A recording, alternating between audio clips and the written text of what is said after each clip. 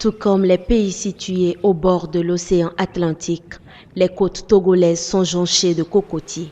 Arbre producteur de coco, ce fruit est fortement apprécié par les touristes et beaucoup de Togolais. Ayawa est une des femmes qui commercialise les noix de coco pour subvenir aux besoins de sa famille. Après avoir servi sa clientèle, celle-ci déguste de l'eau et l'amande et laisse les fibres de noix de coco aux petits soins de la revendeuse. Mais cette dernière éprouve d'énormes difficultés à s'en débarrasser.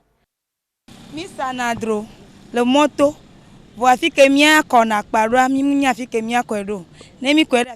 Quand nous jetons les fibres de coco ici, on vient nous dire de ramasser.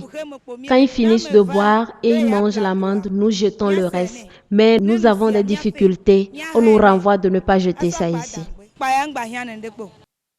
Mais elle est loin de douter que les fibres des noix de coco qu'elle appelle déchets sont utilisées par d'autres personnes comme matière première pour fabriquer et inventer.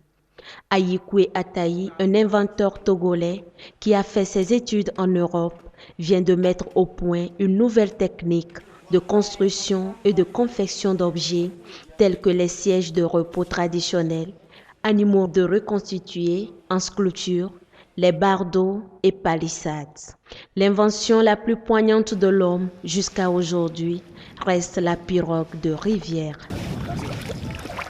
J'ai utilisé les fibres de noix de coco. Quand j'ai mis au point le procédé pour fabriquer des produits de substitution de bois, j'ai pensé à réaliser aussi dans mes chefs d'œuvre, mes œuvres, la pirogue. J'ai utilisé les fibres de noix de coco. La matière première, c'est-à-dire les bourres de coco que je transforme en fibres, comme ça. Et ça, c'est pas des fibres qui sont secrets à quelqu'un, puisque c'est les mêmes fibres qu'on utilise pour faire des tapis brosses, des balais coco, des trucs comme ça, c'est les mêmes fibres.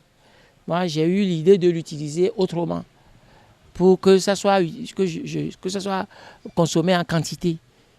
Le prototype est ici testé sur le lac Togo. Et pour les spécialistes, le chef-d'œuvre se passe de tout commentaire. Bravo.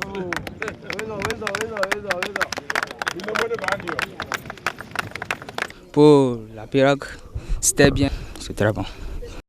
Cette pièce unique est le fruit d'un travail minutieux qui a demandé des heures et des jours de sacrifice aux concepteurs.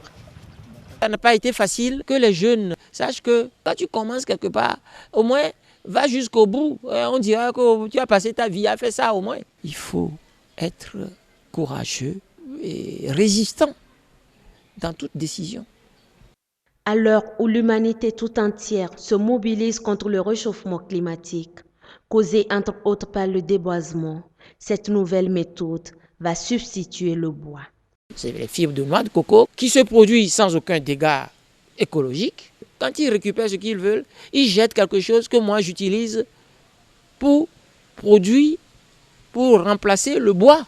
Et c'est ça que je veux utiliser pour créer d'emplois. Le jour où j'avais commencé, on ne parlait pas de déforestation, de gaz à effet de serre, on n'en parlait pas beaucoup. Mais aujourd'hui, tous les jours, on en parle et ça devient une question du jour, de l'année. Les Togolais qui ont fait le déplacement du lac Togo pour la mise à l'eau de la pirogue réalisée à base des fibres des noix de coco ont été séduits par cette invention qui va contribuer à la protection de l'environnement. Aujourd'hui, on parle beaucoup d'environnement et nous savons tous que lorsque l'environnement est sain, cela nous profitera à tous et même pas à nous mais aux générations futures. Donc la preuve a été faite aujourd'hui, c'est un matériau qui est léger, c'est un matériau qui est naturel, c'est un matériau qui peut représenter l'avenir de demain. Maintenant, il a besoin de soutien et ça, c'est ce qu'on souhaite, c'est qu'il soit soutenu et qu'il ait du financement pour pouvoir aller un peu de l'avant. Les produits FICO, comme l'ont dénommé l'inventeur, sont certifiés par de grands laboratoires de renommée internationale basés en France. Ils ont une durée de vie de 25 à 30 ans avant de commencer par présenter les signes de dégradation. Et pour les autorités togolaises, c'est une grande satisfaction et réel plaisir de voir un Togolais exceller dans un domaine peu connu où il n'y a quasiment pas de financement.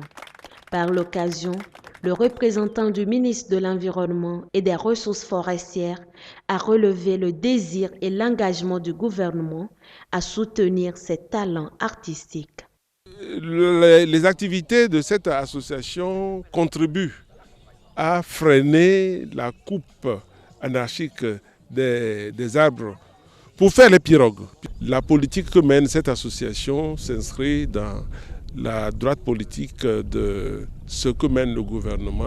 Et je crois que je vais l'approcher pour lui tracer des pistes au niveau du Fonds pour l'environnement mondial qui pourrait lui permettre d'élaborer un projet pour une plantation, c'est-à-dire une cocoterie. Une cocoterie donc, dont il tirerait la matière première pour pouvoir alimenter sa petite unité. Le Togo dispose d'environ 2400 hectares de cocoteraies, produisant 160 millions, soit 1000 tonnes de noix de coco par an. Cependant, la valorisation de l'utilisation des fibres des noix de coco, substituant le bois dans la fabrication de plusieurs articles, contribuera sans doute d'abord à la protection de l'environnement, puis à la réduction de la pauvreté et de surcroît à la création d'emplois dans le pays.